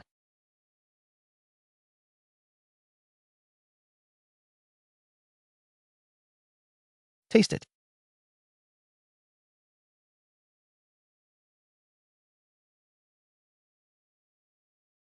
Not salty. Bitter? This salt isn't bitter. I'll give each of you 10 gene of this salt, plus 10 gene of white flour each. And take this with you. Adjutant, what? What does this mean? I want you to go home. Return to every corner of Jizhou. Share this salt with the villagers. Let them taste it. Tell them this is what the people of Beiliang eat every day. Then tell them this play. And how you nearly froze to death outside the pass. Tell them about Yin Song, that old dog. How he had your chimneys blocked. I want every commoner of Dakian to know. It's not natural disaster that wants to kill them. It's man-made calamity. It's those corrupt officials sitting in the Golden Throne Hall in the capital. Adjutant, you want us to go set fires?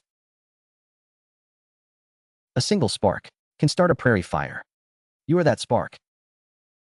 Go back and tell the villagers, whoever can't survive anymore, whoever wants to eat this salt that isn't bitter, whoever wants to burn the warm coal, pick up their hose and wait. When the Belyong banner passes by, open the doors of those dogs from the inside for me.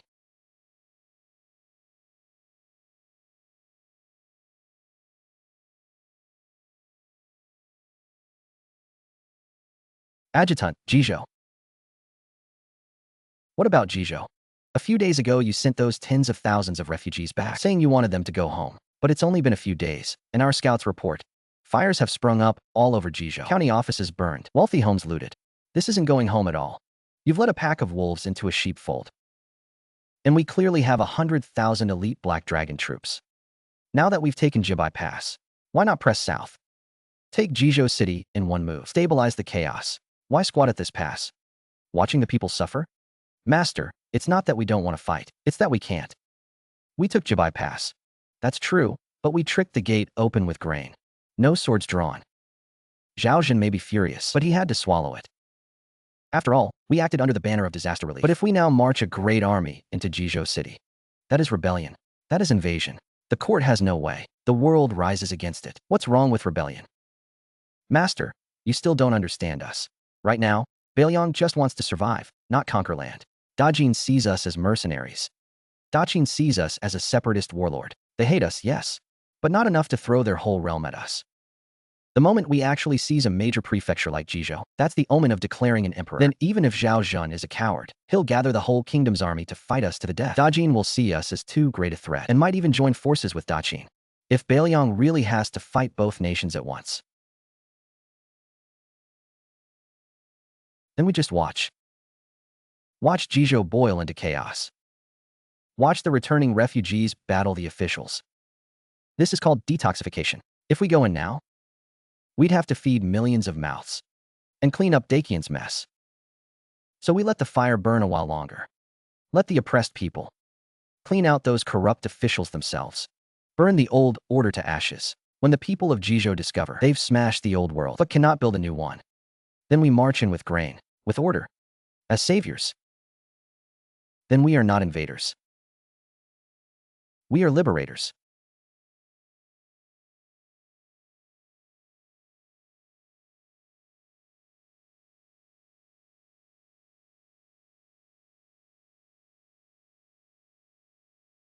It's over, it's all over.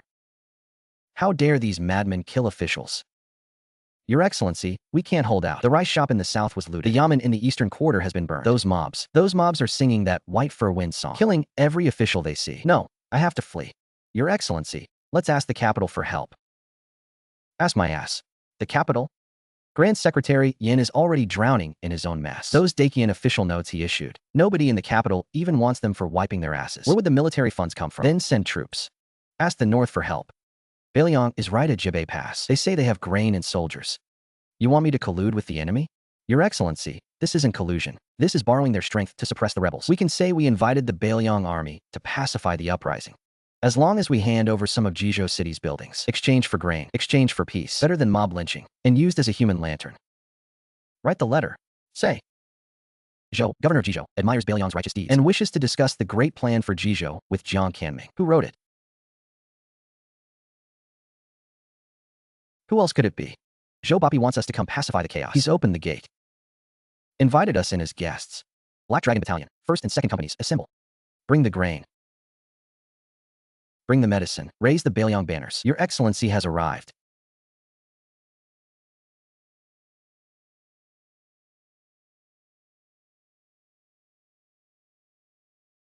We've waited for you like stars and moon. Finally, your noble army is here. On behalf of the million people of Jizhou, I, Zhou, thank you too for your righteousness. Your humble servant has prepared a feast at the prefectural office to welcome you both. No need for a feast. I have 30,000 dan of rice, 5,000 jin of pork. Lord Zhou, lend me your grounds. Let's first hold this welcoming banquet for all the city's people. For the people?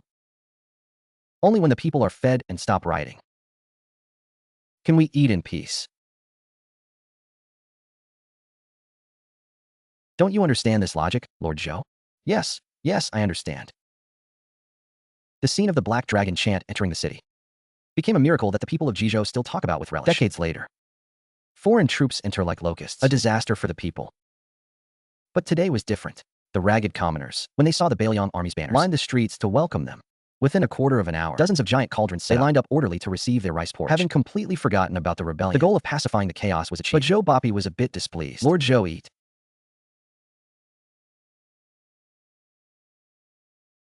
Adjutant Jiang, you've handed out all this grain. But aren't you going to execute the rebel ringleaders? Lord Zhou, you invited me here to pacify the chaos, correct? Yes, that's right.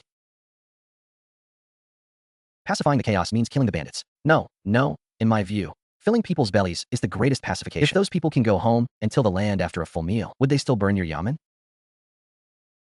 But this is the law of the land. In Jizhou now, the law is whatever our adjutant says. This is hopeless. They're not a regional army. They're the emperor himself. Very well, your humble servant will follow the adjutant's orders. A feast is ready at the prefectural office. Tonight, Jizhou's. For great families. Greetings to the two lords.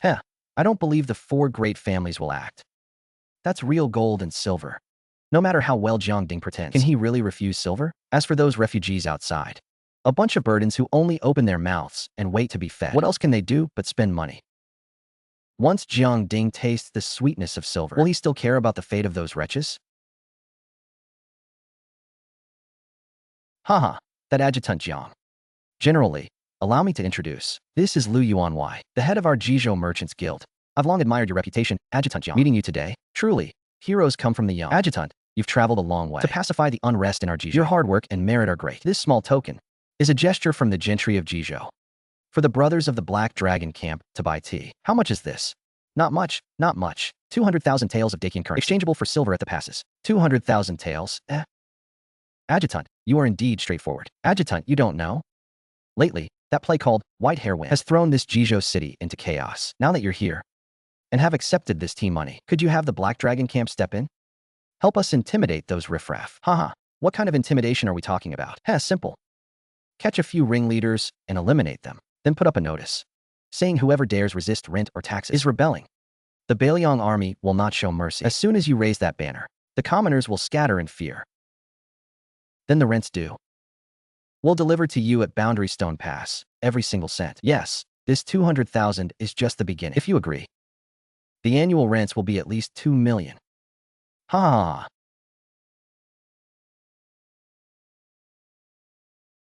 Oh, Adjutant, this matter is, ha.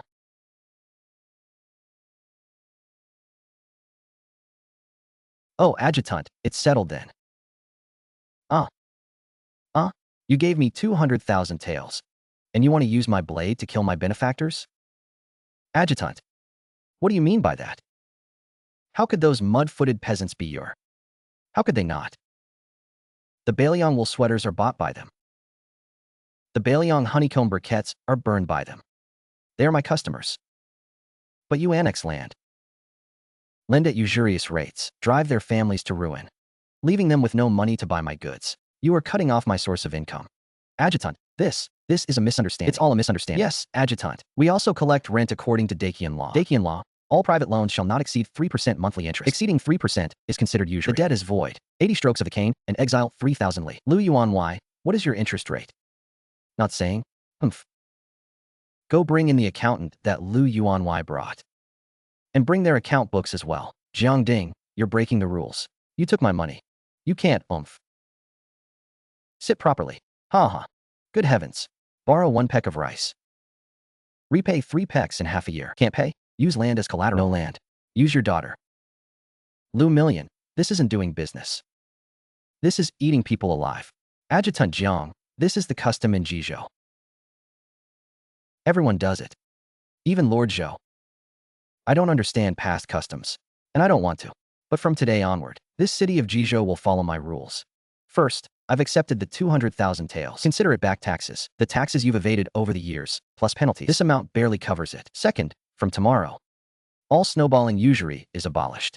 All debts owed by the people are void. This is outright robbery. The imperial court will not let you off. Haven't you seen the situation clearly? The capital is 1,000 li away. Why? Why? And my black dragon camp is right before your eyes. Tomorrow morning, I want to see you open your granaries at the government office gates. Each family contributes 5,000 pickles. For every peck short, I'll chop off one of your fingers. Lord Zhou, you'll have to write that notice. Right. The 4 great gentry of Jizhou, moved by the people's suffering, voluntarily donate grain. That 200,000 taels is also donated to build bridges and repair roads for the people. See how nice that sounds? You push them so hard. Aren't you afraid they'll be cornered and fight back? I've already pulled their teeth. I've taken their money. I've burned their debts. Now they're not dogs. They're fat pigs, and a group that can only obediently listen, waiting to be slowly slaughtered by us.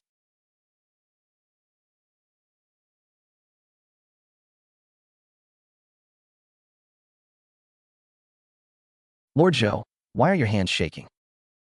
Are you ill? It happens there's a divine healer in my army named Old Huang. No, adjutant. You jest. We're trembling with excitement. To do good deeds for the people. We are overjoyed. Glad to hear it. Since everyone is so happy, we must write this good deed into a memorial. Let the Emperor and Grand Secretary Yin in the capital be happy too. Adjutant, how should I write this memorial? If this gets reported, I'll be seen as colluding with the enemy. It means extermination of 9 generations. Your subordinate is completely in the dark now. I beg you to show me a way out. Come to the study. I'll teach you how to write it. Start by pleading poverty, then claim merit. Right. Your subject, Zhou of Jizhou, kowtows and inquires after His Majesty's health. This winter, heavy snow. Jizhou suffers a cold not seen in 100 years. No means to live. Corpses of the starving litter the fields. Anyway, write it as tragic as possible. Make them think Jizhou is already a mess. Whoever takes over will be unlucky. Shoo. Then write, relying on your majesties boundless blessings. Your subject, grateful for imperial grace, has emptied his personal fortune and rallied the gentry of Jizhou to donate 100,000 pickles of grain, thus pacifying the disaster victims. Adjutant, this emptying his personal fortune, isn't that a bit? Never mind, just write it. Finally, you need to explain why the Black Dragon camp is here. Right. Because of the large numbers of refugees, your subject fears civil unrest, so I specially recruited a group of local militia. These men are all local good families' sons. They supplied their own uniforms and armor to protect the region and pacify the people. If written this way, Grand Secretary Yin won't only not blame me, but might even commend me. But adjutant, paper cannot wrap fire. Hey, what are you afraid of? I haven't rebelled. The city defenses are still under your control. What if it's found out? Can't we even do legitimate business? Done. Done. Are we truly only doing business in Jizhou? No military expansion.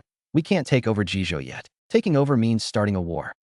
Jizhou is a plain with no natural defenses, not suitable as a base. Then how do you plan to do business? Jizhou has 3 million people. That's 3 million laborers and 3 million potential soldiers. I'm going to build branch factories here, build a cement plant, build a textile mill. I want to absorb these 3 million people into our system. Let them become our lifeline.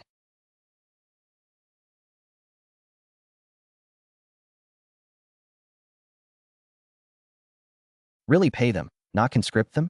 When the government recruited workers, they were all sent to repair the river embankment, bringing their own food, and still got whipped. Once you go, you never come back. Old friend, that was the rule under Dakian. Look carefully. Beiliang is hiring, road building, mining, meals, and lodging provided. 3 meals a day. Pay for the work done. Daily settlement. Daily settlement? What's that? When the sun goes down, we hand out the money. I want to sign up. I want to sign up. No rush, everyone, no rush. I want to sign up.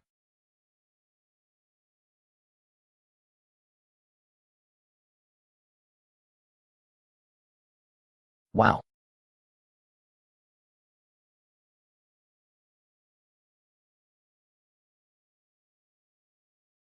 Second brother, is this really for us to eat? Could it be a last meal? Eat. Even if it's a last meal. Dying with a full belly is worth it.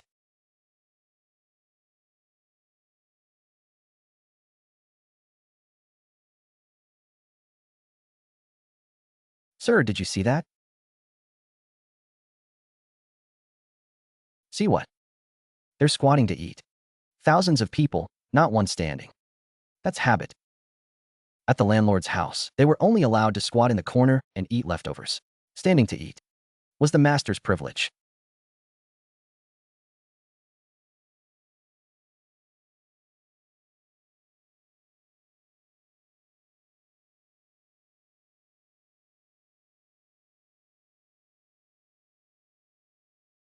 Adjutant, have mercy. I wasn't slacking off. Lord Adjutant, long live the Lord Adjutant. Let me kowtow to you, my lord.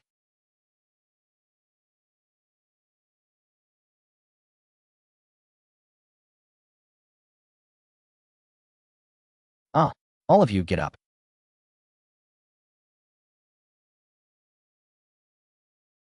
Blind one, prop up Wang Air for me.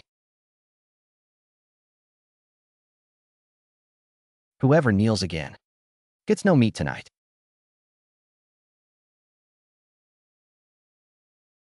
Wang Air, I ask you, who gave you the meat in that bowl? It was bestowed by the Lord Adjutant. Wrong. That meat came from your thumbprint. You signed, sold your labor to work for me. I pay you wages. I feed you. That's called a transaction. We are equals. I don't owe you, and you don't owe me either. Equals. How could there be equality between a master and a commoner in this world? Hand it over. Puff out your chest. Hold your bowl and stand up straight. Look me in the eye and eat. Fellow villagers, this old man Zhang Kai was once a teacher. Today I'll give you your first lesson.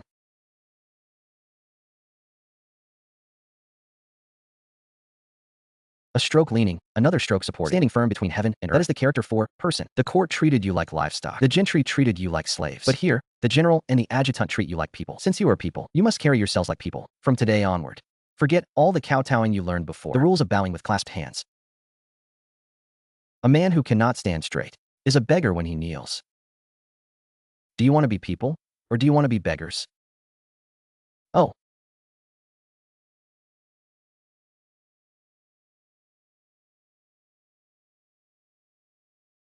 Wang Air let out a great roar, bolstering his courage and saying goodbye to the past. He tore the meat, grease on his mouth. He ate with tears streaming. The people around him began to follow his example. One by one, those hunchbacks slowly straightened. See, once that spine straightens, trying to make them bend again will be damn hard. This isn't just hiring. This is creating gods. No, I am turning them from ghosts into people. When the court's army marches down, they will no longer be able to bend their backs and will fight for Baliang of their own accord.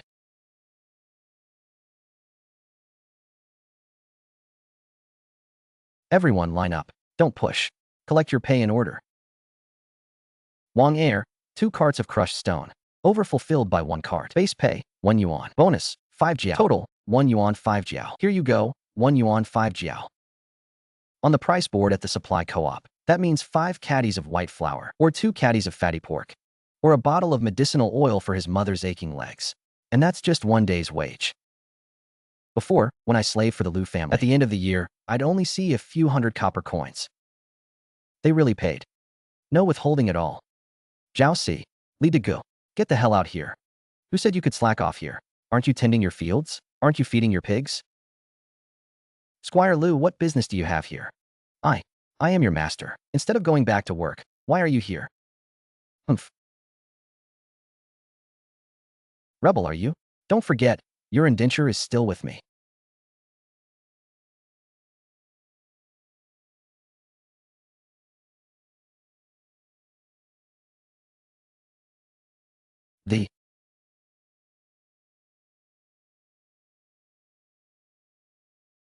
This is 30 taels, the price of their 3 indentures. Since the adjutant is so generous. Let's settle accounts properly. Most of these people here were formerly tenant farmers of the 4 clans in Egypt. If you want to redeem all their indentures, it'll cost at least 400,000. Adjutant, maybe. Should we go back? Go back. Yes, we must. But not you. Blind one. Go back to the treasury and fetch 400,000 taels. We'll clear them all at once. Lu Baiwan showed an expression of disbelief in his eyes. I was a fool getting taken advantage of. Those indentures had originally cost less than 100,000, and yet I offered 400,000. And so, half an hour later, he brought all the indentures to me. With this money, he could buy another few thousand acres in the neighboring prefecture and recruit a few hundred more tenant households. He calculated that this deal was no loss. But what he didn't know was, from that day on, no one in Jizhou City would ever sell themselves into slavery again. Adjutant, those are the indentures. Yours, theirs. All here.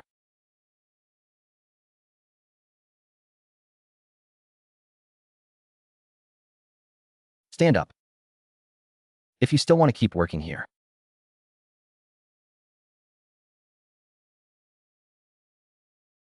Consider these 10 taels alone from me. Work a full month and pay me back. Adjutant. This life of mine, I don't want your life. I want you to show up for work on time tomorrow. Oh. Adjutant. These indentures are worth that much? Liu Baiwan was obviously inflating the price. Not expensive. What I just gave was silver. Tomorrow I'll have the supply co-op raise prices. Anyone buying with gold or silver will pay double. But with Beiliang notes, it's the original price. And all workers came to me. Those 4 clans can't hire a single shop. They may own thousands of acres. No one to till. They'll sell their land to us cheap, just to eat. Do they have another path? Brilliant, Adjutant. But you burned all the indentures. What if some of those workers get crooked ideas, like just running off? No one would be that stupid. Who'd run away from such good treatment? And besides, really, what I just burned was waste paper. You tricked them. Enough. Everything here is settled. Let's head back north. Jizhou is pacified. Pacified. This Dacian dynasty is truly rotten to the core. We didn't even need to fight. Jizhou fell into our hands. Ah, unbeatable. Too lonely at the top.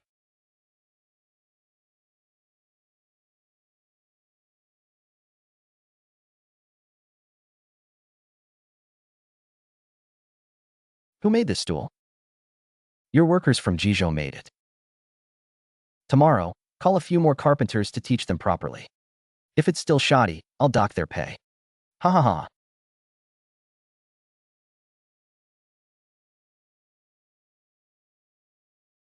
Adjutant. Something's happened. A big problem. Trouble.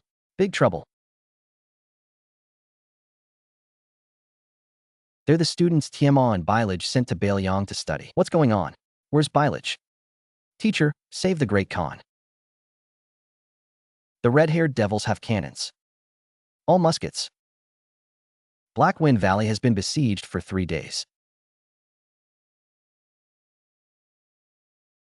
They said they'll flay a hand and make it a specimen.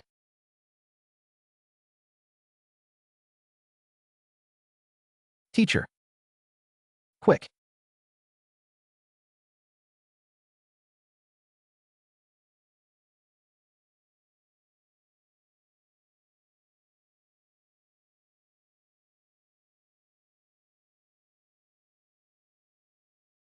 Blind 1, sound the horn. Highest alert. Yes, sir. Blind 1. The adjutant's orders are my orders. Also summon Grand Uncle Gongshu. Spare no expense. Bring out everything we have. Yes, sir.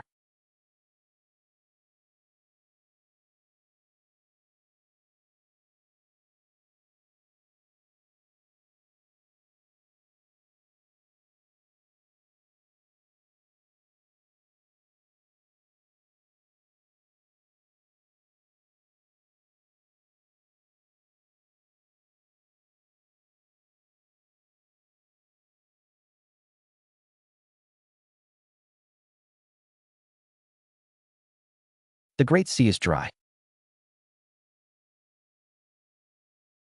Can't risk everything, teacher said.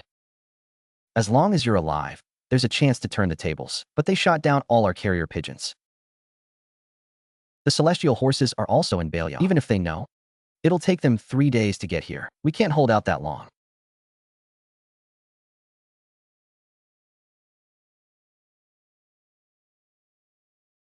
Oh.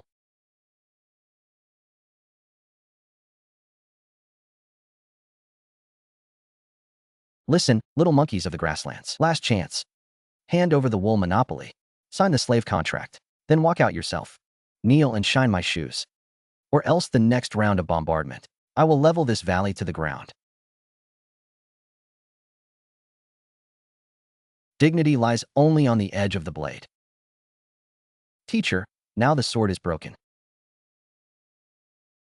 Can dignity still be preserved? Dahan. Dahan. Dahan win.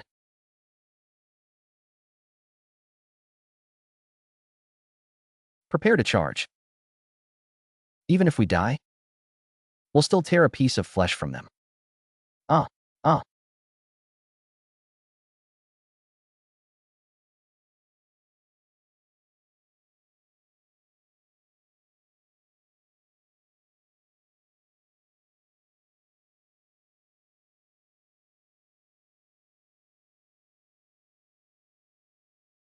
Wolf cub, you must hold on. Wait, teacher.